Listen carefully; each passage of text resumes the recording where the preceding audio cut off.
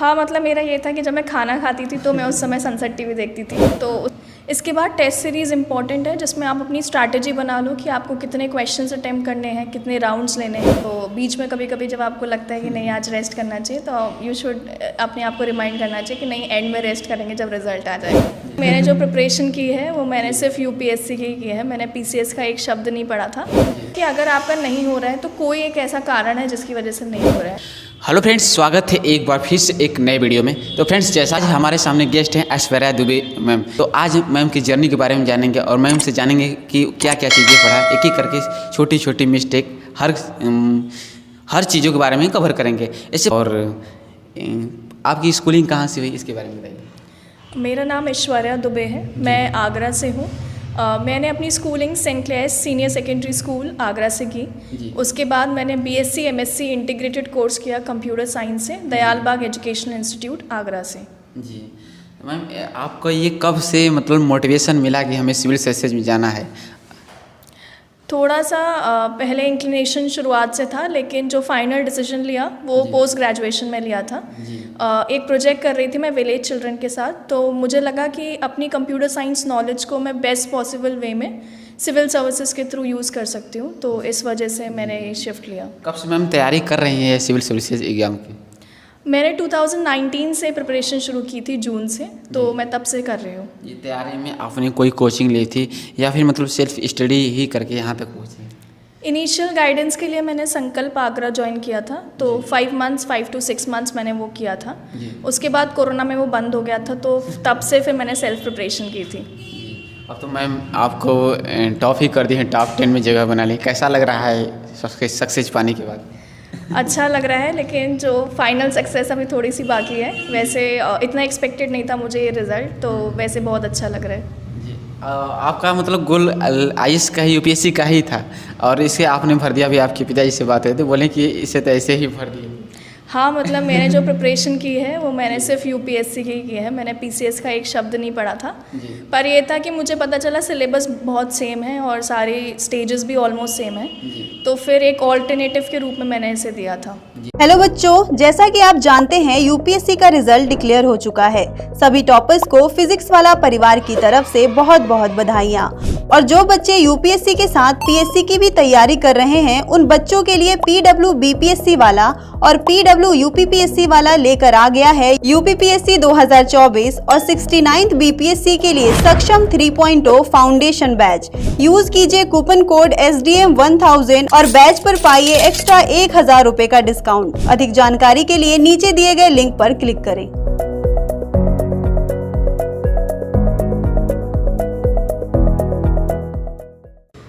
Prelims के लिए strategy आपकी मतलब शुरुआत से एक तो आपका कोर क्लियर होने चाहिए। जितने भी कोर सब्जेक्ट्स हैं उस पर आपकी कमांड अच्छी होनी चाहिए, रिवीजन अच्छा होना चाहिए। इसके बाद टेस्ट सीरीज़ इंपॉर्टेंट है जिसमें आप अपनी स्ट्रैटेजी बना लो कि आपको कितने क्वेश्चंस अटेम्प्ट करने हैं, कितने राउंड्स लेने हैं, और उसे टाइम के हिसाब से फिक्स कर लो ताकि आप जब एग्ज़ाम दे रहे हो तो आप पैनिक ना हो और आप एक कंफर्टेबल पोजीशन में हो क्वेश्चंस को करने का। आपका मैम ऑप्शनल और मीडियम क्या रहा है? मेरा मीडियम इंग्लिश था और ऑप्शनल मेरा सोशियोलॉजी था। जी, सो मैम जैसे कि आपने बताया कि अभी प्रीलिम्स टेस्ट सीरीज फॉलो करनी चाहिए, जो प्रीलिम्स में आपने क्या क्या कंटेंट प्रेफर किया था उसके लिए बताइए। कंटेंट मेरा प्रीलिम्स और मेंस का बिल्कुल सेम था। जो एनसीईआरटीज़ थी वो मेरा कोर था। इसके अलावा जैसे पॉलिटी के लिए लक्ष्मीकांत पढ़ी थी मैंने, आर्ट एंड कल्चर के लिए नितिन सिंघानिया पढ़ी थी, और मैंने पोस्ट इंडिपेंडेंस के लिए India since independence bye Bipin Chandra पढ़ी थी, और बाकी मैंने एनसीईआरटीज़ ही मोस्टली रेफ़र करी थी। और इकोनॉमिक्स मैंने मृणाल से करी थी, और इन्वायरमेंट का थोड़ा सा पोर्शन मैंने सुदर्शन गुर्जर से किया था। तो इसके अलावा मैंने सारी एनसीईआरटीज़ ही रेफ़र की थी। मैं आपने बताया कि एनसीईआरटी आपने पढ़ी थी, तो एनसीईआरटी क्या 6 to 12 पढ़ी थी या फिर 11-12? नहीं, मैंने सिर्फ 11th and 12th पढ़ी थी एनसीईआरटीज़। पर वो एनसीईआरटीज़ जो हैं वो एक समरी की तरह होती हैं जिसकी आपको स्टोरी समझना ज़रूरी होता है।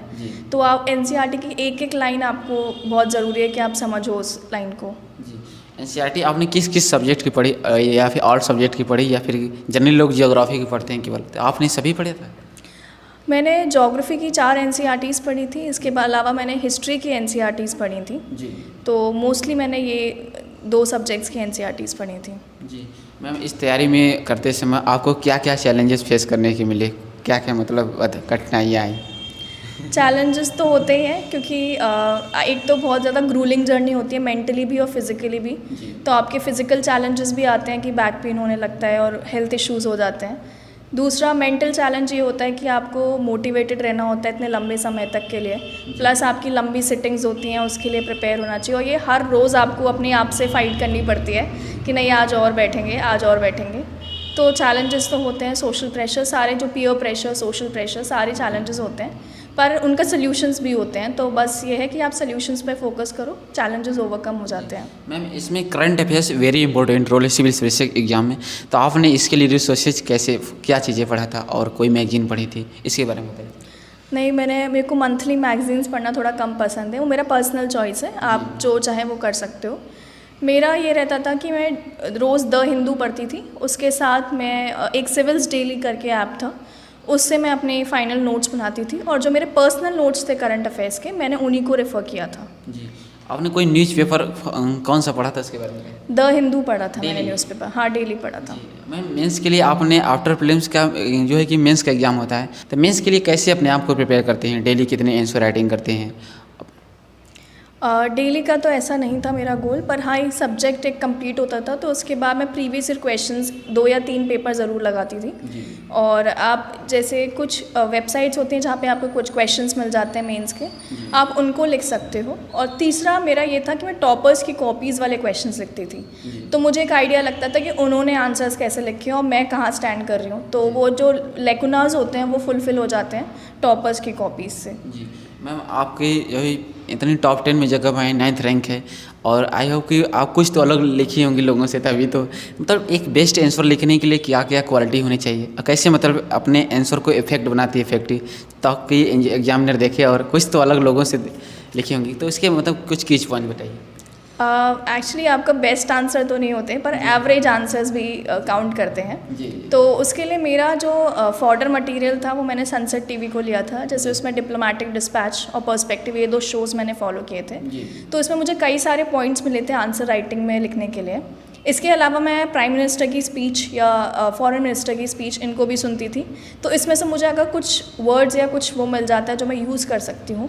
जैसे प्राइम मिनिस्टर ने बिम्स्टेक के बारे में कुछ कहा था कि it's a bridge of security, prosperity, diversity, तो वो कोट मैंने लिख लिए थे एक कॉपी में, ताकि अगर बिम्स्टेक पे कोई क्वेश्चन आता है तो या तो मेरा ये इंट्रो होगा या कंक्लूजन होगा। तो ऐसे करके मैंने अपनी एक कॉपी बनाई थी जिसमें, और दूसरा मैंने न्यूज़पेपर से एग्जाम्पल्स फाइंड किए थे कि अगर मुझे कोई एग्जाम्पल यूनिक मिल गया तो उसको मैं एक कॉपी में लिख लेती थी, ताकि मैं फाइनल उसमें यूज़ कर सकूं। मैम डेली जो आपने सनसेट टीवी डेली देखती थी? हाँ, मतलब मेरा ये था कि जब मैं खाना खाती थी तो मैं उस समय सनसेट टीवी देखती थी, तो उससे वो मेरा कवर हो जाता था। जी मैम, इसमें मेंस में लिखते समय क्या एक स्टूडेंट का डाउट रहता है कि पेन काफ़ी रोल होता है क्या? आपने मतलब कौन पेन यूज किया था, और मतलब कोई बच्चे बॉल पेन यूज करते हैं, कोई जेल पेन, तो वो मतलब इसका भी कोई इफेक्ट रहता है? नहीं, आपको एक ऐसा पेन लेना चाहिए जो आपके लिए कंफर्टेबल हो, और जब आप मेंस की आंसर राइटिंग प्रैक्टिस करते हो तब आप 2-3 पेन ट्राई करके देख सकते हो जो आपको कंफर्टेबल हो। कभी कभी कुछ पेन्स ऐसे होते हैं जो उंगली में चुभने लगते हैं, लंबे समय तक निशान पड़ जाता है, तो वो आपको मेंस में थोड़ा सा अवॉइड करना चाहिए, जो कंफर्टेबल हो, जिसको आप स्मूथली लिख सको उससे। मैंने जेल पेन रेफ़र किया था बॉल पेन के कंपैरिजन में, क्योंकि जेल पेन में एक फ़्लो आता है जो शायद बॉल पेन में पॉसिबल नहीं है, पर वो एक इंडिविजुअल चॉइस है। अगर आप बॉल पेन में कंफर्टेबल हो तो आपको बॉल पेन यूज़ करना चाहिए। मैम आपने मतलब दोनों पेन को यूज़ किया या फिर सिंगल, ब्लैक और ब्लू दोनों की, या फिर सिंगल? नहीं, एक ही ब्लू पेन यूज़ किया था। वहाँ पे बिल्कुल समय नहीं होता आपको पेन चेंज करने का, आप उठाने का टाइम नहीं होता, तो आई थिंक आपको एक ही पेन यूज़ करना चाहिए। मैम जैसे कि मेंस के एग्ज़ाम में जब होते हैं तो जनरली क्या होता है, बीच में 1 ही घंटे का टाइम मिलता है और काफ़ी ज़्यादा प्रेशर रहता है, तो उस चीज़ मतलब उस समय प्रेशर को कैसे हैंडल करते हैं? अभी एक एग्ज़ाम देकर आए, तब दूसरा एग्ज़ाम देने को अगले शिफ्ट में, तो उस समय कैसे अपने आप को सारी चीज़ें एक ही बार में रिवाइज करते हैं और हैंडल उस परिस्थिति को कैसे हैंडल करते हैं? आई थिंक मेंस का आपका ऑलमोस्ट पहले रिवीजन हो जाता है, और आपको मेरी तो यही थी कि मैं एक दिन पहले कुछ नहीं पढ़ती थी। बस मेरा जो मैंने आपको बताया, जैसे मैंने फॉर्डर पॉइंट्स जो बनाए थे अपने सनसेट टीवी से, या ये बस मैं इनको रिवाइज़ करती थी कि मुझे ये एग्जांपल्स कहीं ना कहीं लिखने हैं। बाकी जो कोर वाला था वो मैंने रिवाइज़ नहीं किया, क्योंकि वो आपको याद हो जाता है, और मेंस में ज़्यादातर आपके ओपिनियन बेस्ड क्वेश्चंस आते हैं, और जो 1 घंटे का टाइम है मैं उसमें रिलैक्स करती थी, और ज़्यादा से ज़्यादा थोड़ा बहुत पढ़ लिया इधर या उधर, नहीं तो मैंने रिलैक्स ही किया है। मैम शॉर्ट नोट्स भी आप बनाती थी प्रीलिम्स और मेंस के लिए? हाँ, शॉर्ट नोट्स जैसे मैंने एनसीईआरटीज़ के नहीं बनाए थे क्योंकि मुझे लगता है कि एनसीईआरटी पूरी ही इम्पॉर्टेंट है, तो उसके आप शॉर्ट नोट्स नहीं बना सकते। हाँ, लेकिन कुछ जैसे सब्जेक्ट्स हैं उसके मैंने कोशिश की थी बनाने की कि मैं 1 पेज या 2 पेज में बना लूँ ताकि मुझे एंड में रिवीजन में आसानी हो। जी, इससे जो बुकें हैं अभी आपने बताया स्पेक्ट्रम फॉर लक्ष्मीकांत, इनके आपने शॉर्ट नोट्स बनाए थे? स्पेक्ट्रम के नहीं बनाए थे मैंने। स्पेक्ट्रम में मैंने बुक में ही अंडरलाइन कर लिया था, हाईलाइट कर लिया था। पॉलिटी का भी नहीं बनाया था क्योंकि पॉलिटी की भी बुक बहुत कॉम्प्रिहेंसिव है, उसकी एक एक लाइन इंपॉर्टेंट है। अगर आप नोट्स बनाने जाओगे तो पूरी बुक छप जाती है। हाँ, लेकिन मैंने मृणाल के जो नोट्स पढ़े थे उसको मैंने ज़रूर 6-7 पेज में कर लिया था क्योंकि उसमें मोस्टली टॉपिक्स लिखे थे बस, तो क्विक रिवीजन के लिए मैंने उसको ज़रूर किया था।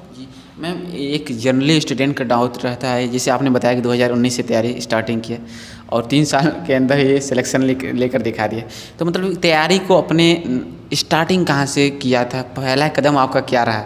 डायरेक्ट कोचिंग ज्वाइन किए या फिर एनसीईआरटी पढ़ना शुरू किए? तो आपका इस जर्नी में पहला कदम क्या रहा? कहाँ से स्टार्टिंग किए थे? मैं एक्चुअली कंप्यूटर साइंस और साइंस बैकग्राउंड से निकली थी, तो मुझे बिल्कुल आइडिया नहीं था। मुझे यूपीएससी की फुल फॉर्म भी नहीं पता थी, बस इतना पता था कि आईएएस एग्ज़ाम होता है। बाद में प्रिपरेशन में मुझे पता चला कि इतनी सारी सर्विसेज होती हैं, इसमें 3 स्टेजेस होती हैं। तो इनिशियली मेरे को कोचिंग ने थोड़ी हेल्प की थी ये इनिशियल गाइडेंस के लिए।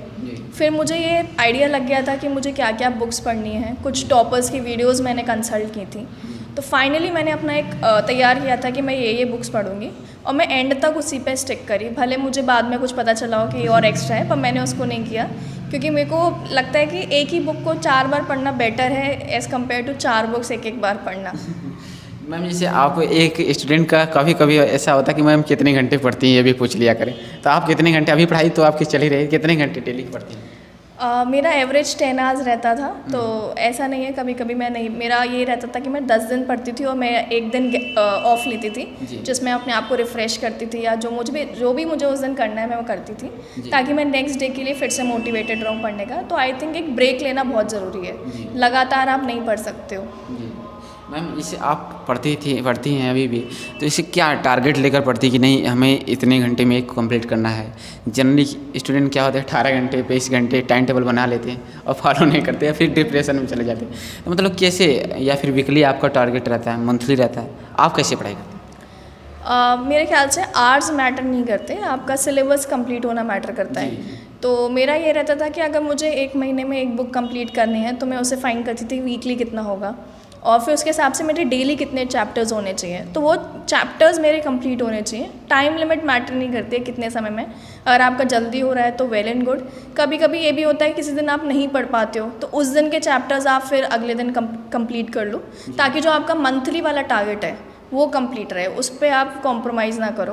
तो आई थिंक ये ऐसे करके आप ईयरली टारगेट्स और ब्रॉड स्ट्रैटेजी भी आप फॉलो करते हो। जी मैम, क्या होता है कई बार कि पढ़ते पढ़ते जैसे हम डाइवर्ट हो जाते हैं या फिर हर समय तो पढ़ नहीं सकते, मशीन तो है नहीं, इंसान ही है, तो मतलब अपने आप को मतलब फिर रिलैक्सेशन करने के लिए कुछ स्टूडेंट सॉन्ग सुनते हैं, कुछ मेडिटेशन करते हैं, उससे आप कैसे मतलब क्या करती हैं या फिर कैसे अपने माइंड को फ्रेश करती हैं?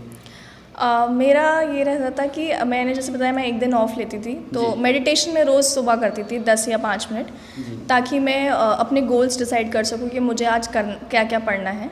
बाकी मैं जो डे ऑफ लेती थी उसमें मैं ज़्यादातर अपनी फैमिली मेम्बर्स के साथ टाइम स्पेंड करती थी या एक्सटेंडेड फैमिली के साथ, क्योंकि वो मुझे रिलैक्सिंग लगता था। तो जो आपके लिए जो भी रिलैक्सिंग हो आई थिंक आपको वो फॉलो करना चाहिए।